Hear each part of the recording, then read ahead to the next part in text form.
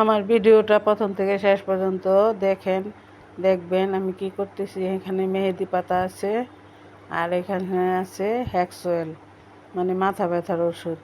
দেখেন এটি দিয়ে আমি কি করতেছি। প্রথম থেকে শেষ পর্যন্ত দেখবেন কি আশ্চর্যজনক একটা ঘটনা। সবাই আশ্চর্য হয়ে যাবেন এটা দিয়ে কি করতেছি আমি।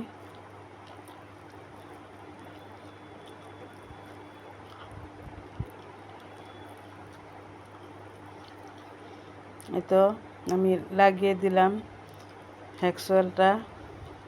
এখন আমি কিছুক্ষণ রাখবো, রাখার পর উঠালে দেখবেন কীরকম হয়ে যায়।